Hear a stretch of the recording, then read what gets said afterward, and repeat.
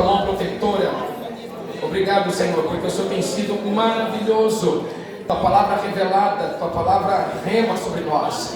Levanta a tua voz, vamos encher esse local de glória a Deus mais uma vez. Vamos encher esse local com a presença do Senhor mais uma vez. Abram suas Bíblias comigo, por gentileza. Em 2 de Pedro, capítulo 2, versículo de número 1, por favor.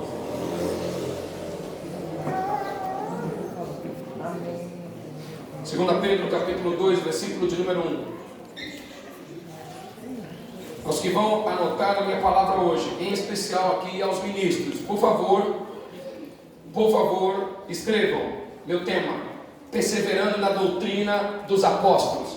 Qual é o meu tema? Perseverando na doutrina dos apóstolos. Vocês falaram baixo, os irmãos lá que estão assistindo nem ouviram. Grite mais alto, qual é o tema? Perseverando na doutrina dos apóstolos, ou na doutrina apostólica.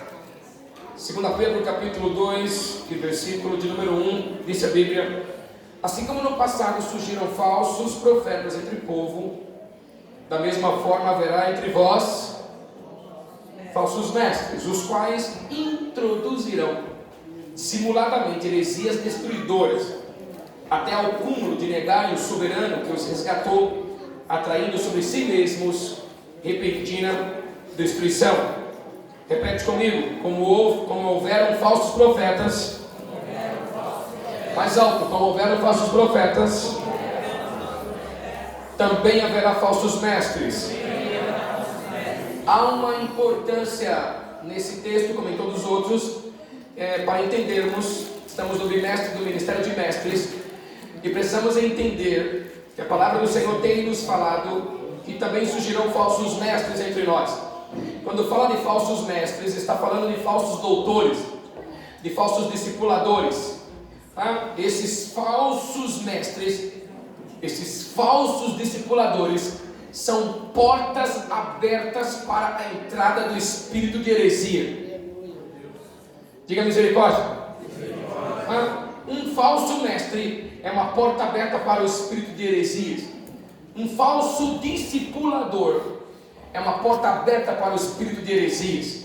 Continuo dizendo a vocês que quando esse espírito de heresias penetra em uma família, entra em uma família, traz estragos, muitos estragos. Então o que o Senhor está fazendo é dizendo que vai haver restauração de verdadeiros mestres, de verdadeiros discipuladores, porque nós não podemos nos fecharmos para os verdadeiros só porque vai ter falso por aí afora. Sim ou não?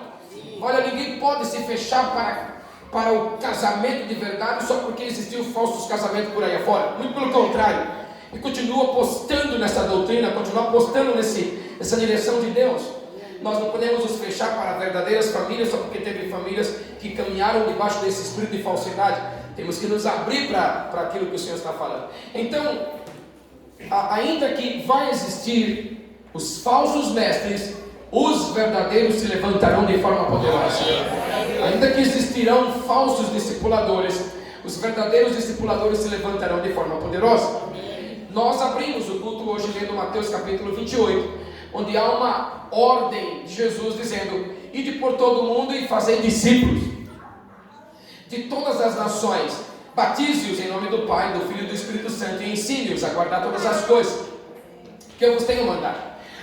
Os que fazem discípulos não são os falsos mestres. Falsos mestres não fazem discípulo de Jesus. Os verdadeiros mestres são os que são habilitados pelo Espírito Santo para fazerem verdadeiros discípulos do Senhor Jesus Cristo nessa terra. Vamos, levante a sua mão e diga: eu serei um verdadeiro discipulador. Vamos, diga isso.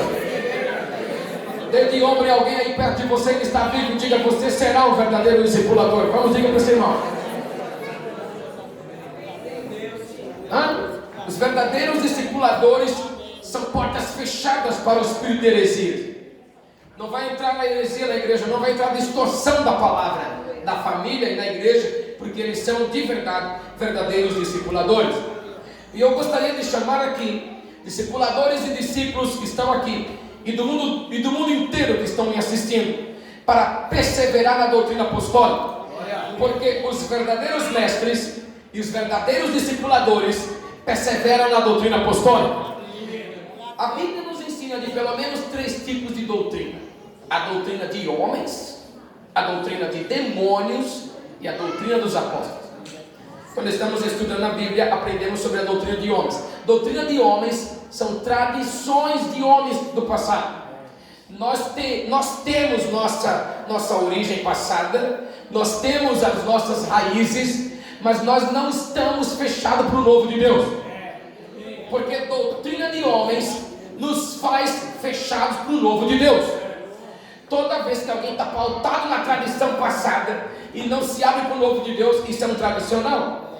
E muita gente pensa que tradicional é de igreja A, de igreja B. Você é tradicional, o outro fala, não, eu sou pentecostal. Na verdade, isso não tem nada a ver. O que é um tradicional? É alguém pautado em uma tradição e que não está aberto para o novo de Deus. Isso é alguém tradicional. Por exemplo, o apóstolo Pedro, a Bíblia diz em Atos capítulo de número 10, e o apóstolo Pedro, como bom judeu, não comia animais, como bom judeu, não comia animais chamados na Bíblia de animais imundos, porque disse a Bíblia de animais limpos e animais imundos. Então a Bíblia diz que os judeus, e Pedro como bom judeu não comia, Disse a Bíblia em Atos capítulo 10 que ele está com fome, orando e jejuando em cima da laje ou no teto da casa, orando e jejuando, e de repente ele tem uma visão. Na visão, Deus aparece para ele com um lençol cheio de bichos, cheio de animais, e diz para ele: Pedro, já que você está com fome, mata e come. E ele responde: Senhor, longe de mim fazer tal coisa. Quem sou eu, Senhor? Eu nunca comi coisa imunda. E Deus fala: não considere imundo aquilo que eu abençoei. Mas então a Bíblia diz que pela segunda vez Deus fala para ele: Pedro, mata e come. Ele retruca com Deus. E pela terceira vez Deus falou com ele e ele não obedeceu. E disse a Bíblia que Deus recolheu e levou tudo para o céu. Essa doutrina de homens nos fecha para o novo de Deus. E quando alguém está fechado para o novo de Deus, o cardápio do céu que desce para alguém e é rejeitado, Deus leva o cardápio de volta. Deus leva a comida de volta.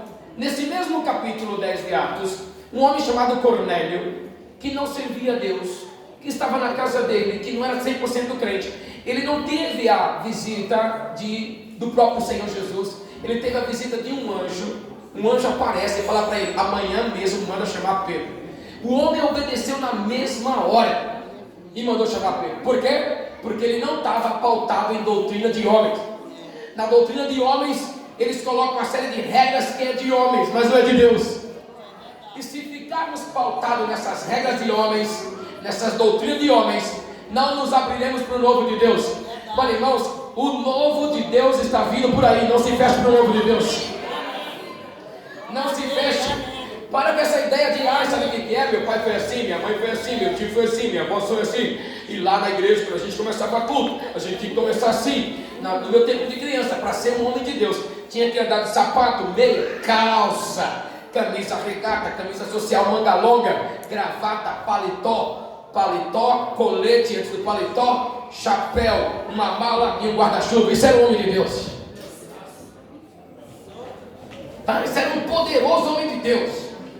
Olha, então se nós ficarmos naquela tradição, hoje nós não nos abrimos mais. A primeira vez que eu vi um profeta de Deus chamado Samuel Doctoriano. Samuel Doctoriano veio ministrar no Brasil. Eles, não sei agora, nunca mais tive contato com ele, mas só usava preto, todas as roupas pretas, e tinha uma barba que vai depois do umbigo. E eu vi aquele homem, eu falei: misericórdia, estava muito coisado, eu não sabia de nada. Mas aquele homem foi o homem que fez um jejum na mesma ilha que o apóstolo João ficou lá em Patmos. E quando ele estava em Patmos fazendo aquele jejum, Deus revelou para ele 5 continentes e falou inclusive de maremotos que viriam sobre alguns locais e deixariam de existir por causa do maremoto. Eu não fazia a mínima ideia. Naquele dia ele veio ao culto e ele disse: Deus mandou eu botar a mão em todos vocês aqui. A igreja estava assim, lotado de gente. Ele falou: Deus me disse para impor as mãos em todos vocês. E ele impôs as mãos em todos. O culto terminou realmente muito tarde, mas eu estava lá. Eu estava na minha cabeça ainda pensando que se não podia subir no altar sem uma gravata, como que aquele homem com aquela barba enorme estava no altar? Eu tinha tradições na minha cabeça. Eu tinha tradições de que mulher não podia subir no altar para pregar. No meu tempo de criança. Um dia eu estive em uma igreja sede da igreja quadrangular na Olavo Bilac. E quando eu estava lá, tinha uma missionária, uma profeta de Deus, uma missionária cheia do fogo do Espírito Santo. Heidi Baker é o nome dela. É uma americana morando na África. Ficou 7 dias debaixo da glória de Deus. 7 dias sem levantar. Quando levantou, fundou 1000 igrejas. Ela estava pregando, ela veio pregar, eu estava sentado ali. Quando a mulher veio pregar, eu falei, meu Deus, uma mulher. Falei, mulher pregando, meu Deus, perdi meu tempo, saí lá de Tiradentes para ver uma mulher pregar. Falei, meu Deus, você não tinha homem aqui não para eles convidarem, estou convidando a mulher e tal. E naquele dia ela não pregou nada, ela riu o culto inteiro. Me escandalizei completamente, irmão, fiquei escandalizadíssimo, completamente escandalizado. Ela riu e riu e riu e riu. E quando ela falou uma palavra só, ela disse, vocês querem saber porque eu estou rindo? Estava todo mundo rindo, gente caindo na bateria, gente caindo, tinha pastor de terno e gravata, fazendo kkkkkkk, rindo assim. E eu estava indignado com aquilo. Ela disse, vocês querem saber porque eu estou rindo? Eu não falei nada, eu falei, eu gostaria, eu não estou vendo nada para rir aqui. Estava uma unção de Deus, ela disse, eu estou rindo porque eu esqueci que não fala português. Aí eu pensei que não seria motivo de rir, seria motivo para chorar. Ela estava rindo. Naquele dia aquela gargalhada tomou conta da igreja, a igreja saiu numa unção de alegria. Uma paralítica foi curada na minha frente, ali no corredor. Eu estava pautado na tradição. Pautado na tradição. Quando eu vi alguém alguns anos atrás com um chofar nas costas, eu jamais estava acostumado a ver essas coisas. Ele estava com um chofar nas costas, bem poderoso, cheio de barba também. Eu fiquei olhando e falei, meu Deus, deve ser alguém, deve ser algum andarilho. Deve não ter casa, um negócio nas costas enorme. Eu falei, veio armado para a igreja, eu fiquei todo assustado. O que será? Era Jonathan Kahn, um profeta de uma tribo judaica, da tribo de Israel, se converteu a Jesus, declara que Jesus é o Senhor, prega sobre restauração financeira, estava com um chofar. Quando ele tocou o chofar, a igreja toda caiu no chão. Eu estava pautado na tradição. Por que eu estou dizendo isso? Não fica pautado na tradição de homens. Se abre para o novo de Deus, porque para frente a nuvem de Deus vai te levar a coisas poderosas. Não fica pautado lá atrás. Sabe por que ficou lá atrás? Não. Olhamos para trás como um fundamento. Glória a Deus por isso. Mas eu estou aberto para a nuvem que vem. Tem coisa nova vindo por aqui. Eu vou ficar aberto por essa nuvem. Os falsos mestres pregam doutrina de homens. Os falsos mestres dizem, é o meu ponto de vista, é o meu jeito de ver, é o meu jeito de achar, eu acho isso, eu acho aquilo. Os verdadeiros mestres dizem, eu não acho nada. Se a nuvem de Deus andar, nós vamos andar com ela. Se a glória de Deus for, nós vamos com ela. Se o Senhor estiver conosco, nós iremos para a glória de Deus. Então você encontra na Bíblia a doutrina de homens, e também você encontra a doutrina de demônios na Bíblia. Mas eu quero te chamar a atenção para a doutrina apostólica. Atos 2:42. Como perseverar nessa doutrina apostólica? Discípulos e discipuladores que estão aqui me ouvindo, perseverem na doutrina apostólica. Atos 2:42. É assim, diz que a igreja primitiva, a primeira igreja, perseverava na doutrina apostólica. Eles perseveravam na doutrina dos apóstolos. Como que fazia isso? Número 1, na comunhão. Número 2, no partir do pão. Número 3, nas orações. Bom, para perseverar na doutrina dos apóstolos, nós teremos que continuar em comunhão. Comunhão com o Espírito Santo e comunhão com os irmãos. A Bíblia Sagrada nos disse em 1 Coríntios 1:9 que fomos chamados para a comunhão com o seu Filho Jesus. Deus é fiel e nos chamou para a comunhão com Jesus. Somos chamados para a comunhão com o Espírito Santo. A comunhão com o Espírito Santo nos ajuda a ter comunhão com os irmãos. A comunhão com o Espírito Santo nos ajuda a pensar bem sobre os irmãos. A comunhão com o Espírito Santo nos ajuda também a ter comunhão com os irmãos. E a Bíblia diz que aquele que diz que tem comunhão com Deus e não tem comunhão com seus irmãos, até hoje está em trevas. Mas vive dizendo que tem comunhão com Deus, mas não tem comunhão com seus irmãos, até hoje está em trevas. Comecemos a pensar bem dos nossos irmãos. Comecemos a falar bem dos nossos irmãos. Lá em casa, onde ninguém está vendo. Comecemos a falar bem. Por quê? Porque a comunhão do Espírito Santo me ajuda a ter comunhão com meus irmãos. É assim que persevera na doutrina dos apóstolos. Número 2. No partir do pão. No partir do pão. A ceia em casa, irmãos, é algo muito poderoso. Olha, se você não está fazendo ainda, eu te desafio. Nem se preocupe com as críticas. Vai ter crítica, não se preocupe. Ceia na sua casa, na sua família. Talvez nas quintas-feiras. Ou talvez, como eu estou no desafio junto com a minha esposa, de ceiar todas as manhãs. Todas as manhãs. Tomar ceia junto, partir pão junto, refeição junto. Número 3, dando glória a Deus, orações. Como é que persevera na doutrina dos apóstolos? Através da oração. Continua na oração, irmão, não para de orar. Eu disse e repito, Davi não parou de orar jamais. Continuou orando. Disse a Bíblia em Salmo 119, 164. 119, 164. Ele orava 7 vezes por dia. E terça-feira passada aqui o Senhor nos trouxe uma revelação poderosa. Davi era um homem de negócios. Era empreendedor, cheio de negócios. Ele tinha um banco, ele tinha gente cuidando de animais, ele tinha terras, comércio exterior, ele tinha uma série de coisas. Mas ele não parou de orar. Ele não saiu da presença de Deus. Olha, irmãos, se nós hoje, na nossa nação chamada Brasil, alguns têm uma empresa que ainda é chamada de micro, né? Como é que é?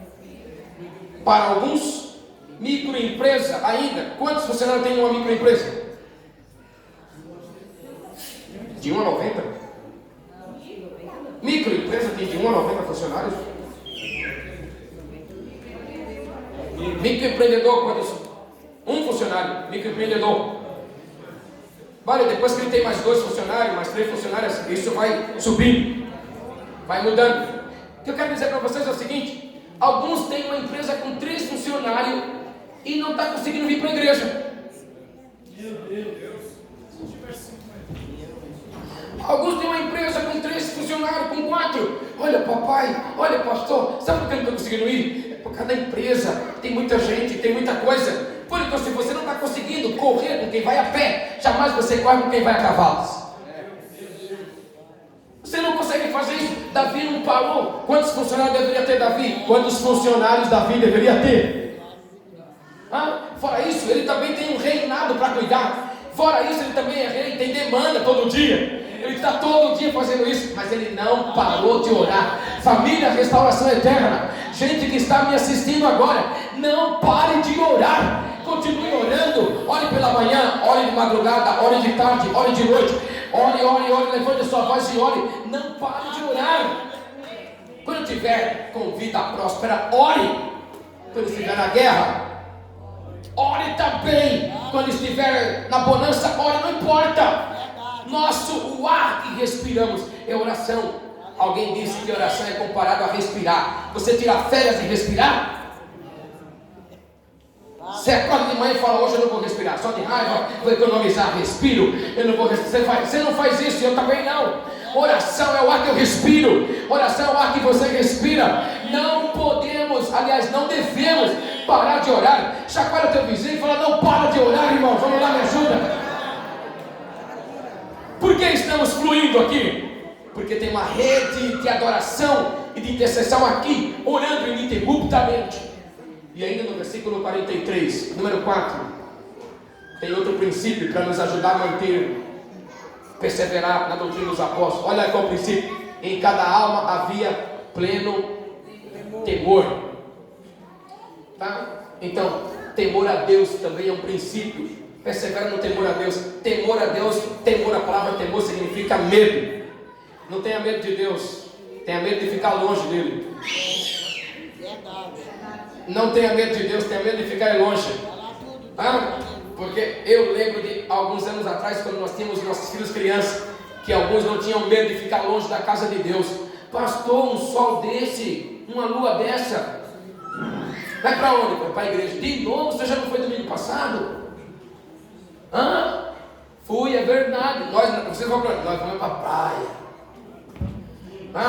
E aí, na minha Bíblia, estou escrevendo na minha Bíblia, a tradução da minha Bíblia, na Eutoriana. É uma tradução: praia sempre o tereis. Altar do Senhor e aquele culto é só aquele dia. Deus não repete um culto duas vezes. Hoje vocês estão recebendo um culto único, ímpar, só para você. Esse culto não vai se repetir, esse culto é só seu. É só seu. E eu continuei vindo para o altar do Senhor, amém. Alguns não tiveram essa alegria, não ficaram com medo de se distanciar de Deus. Por isso que no Salmo 51 Davi ora: Senhor, não retire de mim o teu Espírito Santo e não me afaste da tua presença. Para se manter na doutrina dos apóstolos, irmãos, continua, Atos capítulo 13, versículo 12, outro princípio, para você e eu nos mantermos perseverando na doutrina dos apóstolos.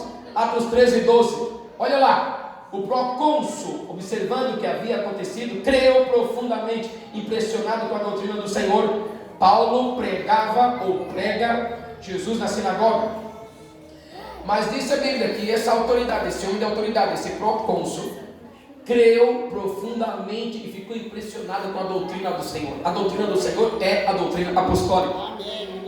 Aqui está o princípio. Quantos querem perseverar na doutrina dos apóstolos? Deixa eu ver os que estão vivos aqui hoje.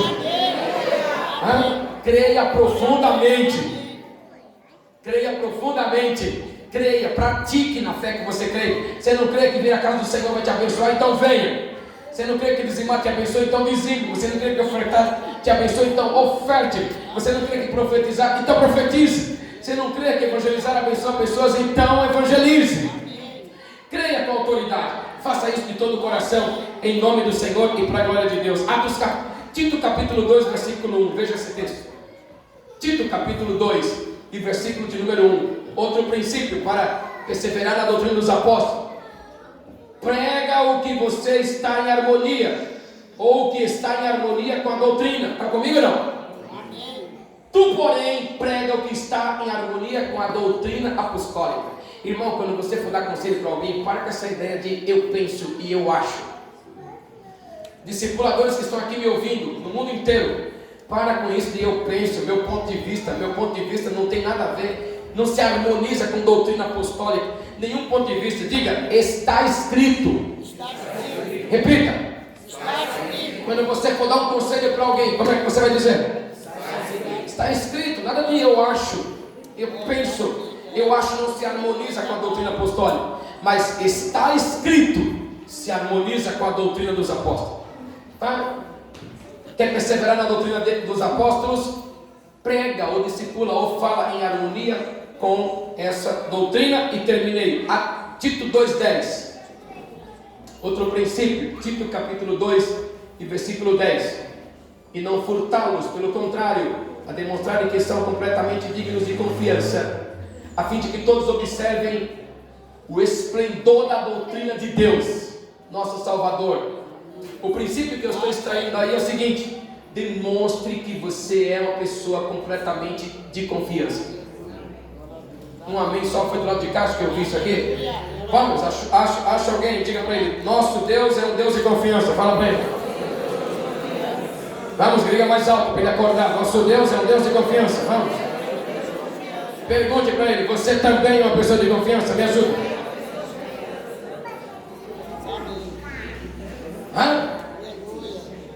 Persevera. Isso aqui é um princípio para perseverar na doutrina dos apóstolos.